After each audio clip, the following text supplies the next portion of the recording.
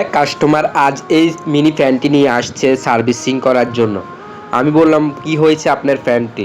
বলল, ভাইয়া দেখেন, আমি যখন বাসায় চার্জার কেবল এই ফ্যানে অ্যাডজাস্ট করতে একটু জোরে ধাক্কা দিয়েছি, তখনই এই চার্জার ফ্যানটি আর চার্জ হচ্ছে না দেখি। মূলত সে যখন চার্জার কেবলটি একটু জোরে প্রেসার করে ধাক্কা দিয়েছে, তখনই এই চার্জার পিনটি এখান থেকে ভেঙে গেছে। আর এই ফ্যানগুলোতে যে চার্জার পিনটি ইউজ করে তা মূলত মোবাইল চার্জার পিন সাথে সেম টু সেম মিলে, যার কারণে সে আমাদের কাছে নিয়ে আসছে।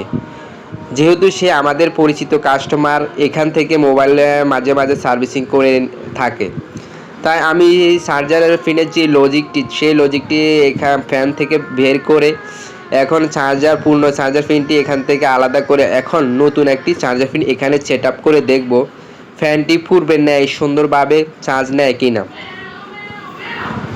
আর চার্জার পিনটি লাগানোর ক্ষেত্রে অবশ্যই লক্ষ্য রাখতে হবে যখন ভালো করে ঝালাই হয়, কারণ নর্মাল জ্বালাই হলে আবারও যখন সে চার্জার কেবল ইউজ করতে যাবে তখনই এই চার্জার পিনটি ভেঙে যাওয়ার সম্ভাবনা বেশিরভাগ থাকবে। তাই আমি আমার সাধ্য মতো যত সুন্দরভাবে জ্বালাই করার দরকার তাই আমি জ্বালাই করে এখন আমি চেক করে দেখব চার্জ হচ্ছে কিনা। দেখুন কি সুন্দর চার্জ হচ্ছে। তাই আমি ফ্যানটি আবারও সুন্দরভাবে নাটগুলো মেরে ফিটিং করে একবার চেক করে দেখব সুন্দরভাবে চার্জ হয় কিনা।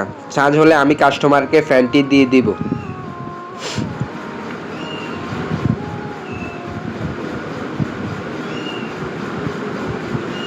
ওকে, আমার ফিটিং করা শেষ। এখন আমি চার্জার পিনটি লাগিয়ে দেখব। দেখুন কি সুন্দর ফ্যানটি চার্জ হচ্ছে।